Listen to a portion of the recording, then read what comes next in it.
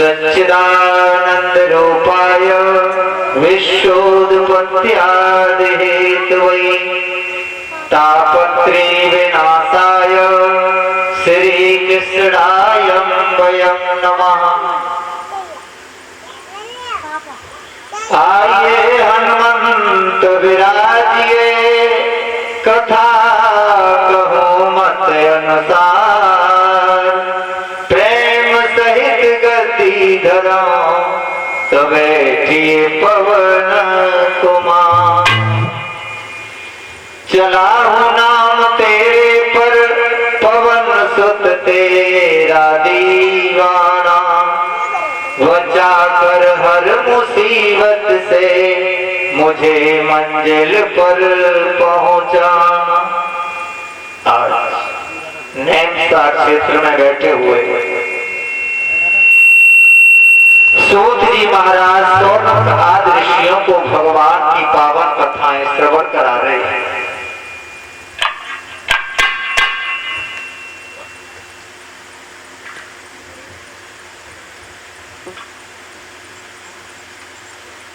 समझाते हैं ऋषियों, इस संसार की तरफ से मन को हटा करके संसार में मन न लगा करके भगवान की तरफ अपने मन को लगाओ। ये मन बड़ा चंचल है, विचित्र है। इस मन को एकाग्र जिसने कर लिया उसका जीवन बन गया। अगर तुम इस मन को इस संसार में लगाते रहे, विषयों में सारा जीवन तुमने बिताया, विषयों में इस मन को लगाया, तो भगवान को प्राप्त नहीं कर पाओगे, भगवान का वो धाम नहीं मिल पाएगा।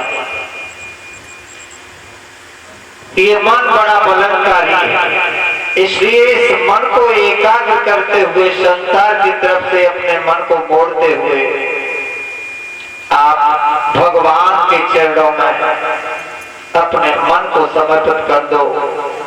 सब कुछ भगवान को अर्पण कर दो। सूत जी महाराज नाना प्रकार से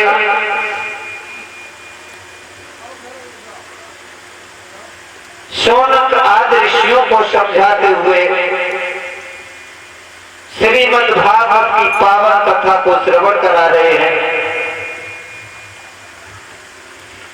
और समझाते जा रहे हैं कि हे ऋषियों, जब परीक्षित महाराज ने कलयुग को रहने के लिए स्थान बताए, अंत में बताया कलयुग ने जब निवेदन किया तो परीक्षित महाराज ने एक स्थान कलयुग को सोने में प्रवेश निवास करने का दिया। जब सोने में निवास करने की आज्ञा दी, कलयुग ने महाराज परीक्षित की परिक्रमा की है, चरणों में मस्तक नभाया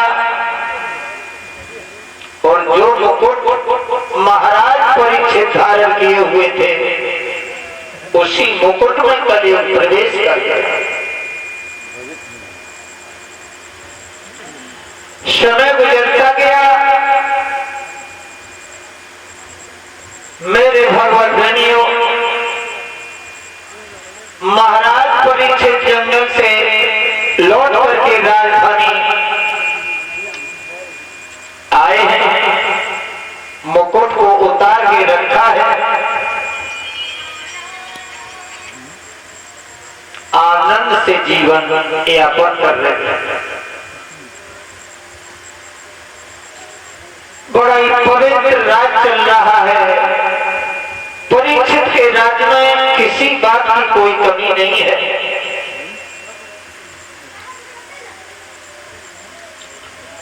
समय गुजरता गया भैया, कलयुग का प्रभाव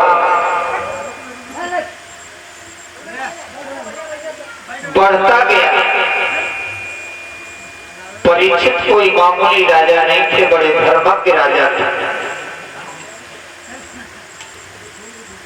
बड़े न्यायकारी राजा थे।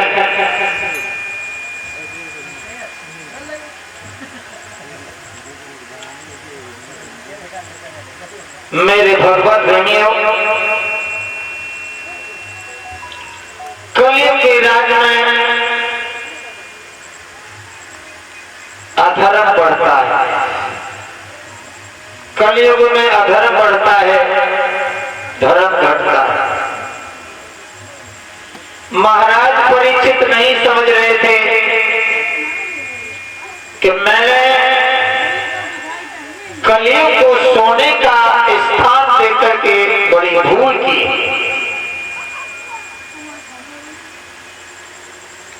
अगर सोने का वचन महाराज परीक्षित न देते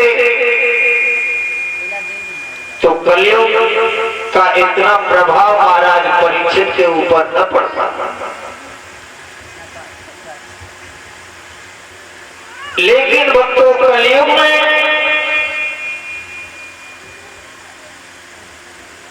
कुछ कमियां भी हैं तो कुछ अच्छाई भी है। द्वापर त्रेता में सैकड़ों वर्ष तपस्या करते थे, लेकिन फिर भी भगवान के धाम को पाना कठिन था। लेकिन कलयुग में विद्वानों ने बताया है कि मन लगाकर के प्राणी थोड़े ही समय में भगवान के उस पावन धाम को पा सकता है।